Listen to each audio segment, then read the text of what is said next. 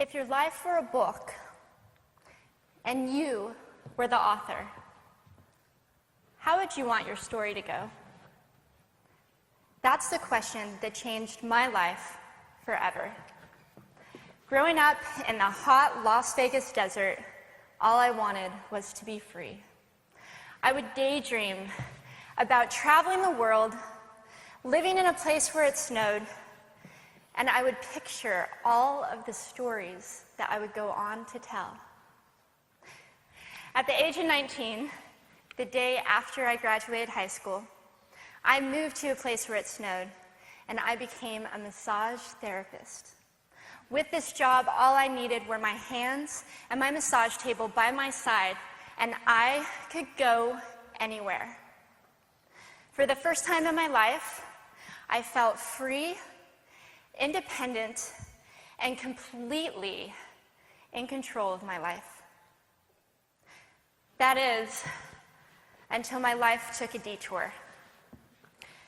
I went home from work early one day with what I thought was the flu, and less than 24 hours later, I was in the hospital on life support with less than a 2% chance of living. It wasn't until days later, as I lay in a coma, that the doctors diagnosed me with bacterial meningitis, a vaccine-preventable blood infection. Over the course of 2.5 months, I lost my spleen, my kidneys, the hearing in my left ear, and both of my legs below the knee.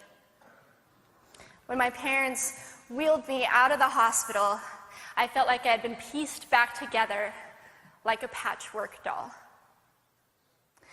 I thought the worst was over until weeks later when I saw my new legs for the first time. The calves were bulky blocks of metal with pipes bolted together for the ankles, and a yellow rubber foot with the raised rubber line from the toe to the ankle to look like a vein. I didn't know what to expect, but I wasn't expecting that. With my mom by my side and tears streaming down our faces, I strapped on these chunky legs and I stood up. They were so painful and so confining that all I could think was, how am I ever going to travel the world in these things? How was I ever going to live the life full of adventure and stories as I always wanted? And how was I going to snowboard again?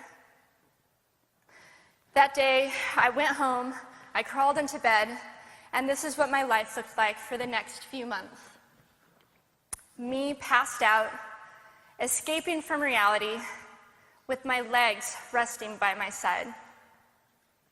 I was absolutely, physically, and emotionally broken.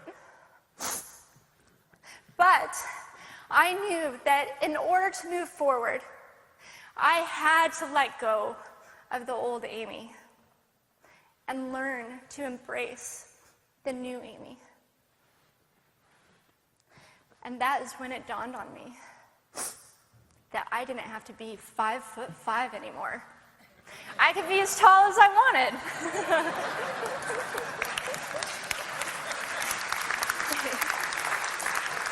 Or as short as I wanted, depending on who I was dating. And if I snowboarded again, my feet aren't going to get cold. And best of all, I thought, I can make my feet the size of all the shoes that are on the sales rack. And I did. So there were benefits here. It was this moment that I asked myself that life-defining question. If my life were a book and I were the author, how would I want this story to go? And I began to daydream. I daydreamed like I did as a little girl. And I imagined myself walking gracefully, helping other people through my journey, and snowboarding again. And I didn't just see myself carving down a mountain of powder, I could actually feel it. I could feel the wind against my face and the beat of my racing heart as if it were happening in that very moment.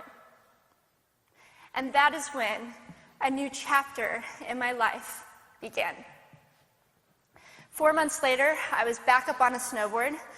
Although things didn't go quite as expected, my knees and my ankles wouldn't bend, and at one point, I traumatized all the skiers on the chairlift when I fell, and my legs, still attached to my snowboard,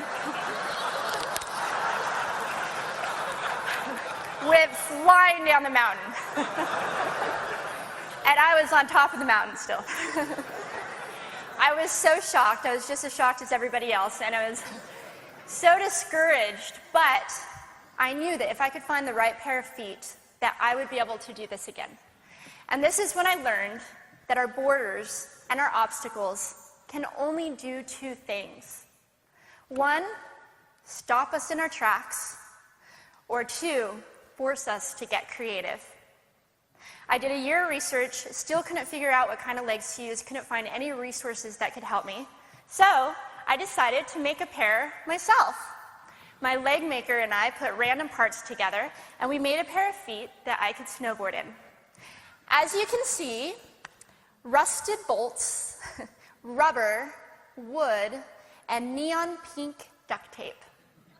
And yes, I can change my toenail polish. It was these legs and the best 21st birthday gift I could ever receive, a new kidney from my dad, that allowed me to follow my dreams again. I started snowboarding, then I went back to work, then I went back to school, then in 2005 I co-founded a nonprofit organization for youth and young adults with physical disabilities so they could get involved with action sports.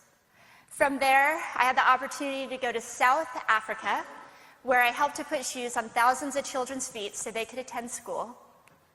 And just this past February, I won 2 back-to-back World Cup gold medals.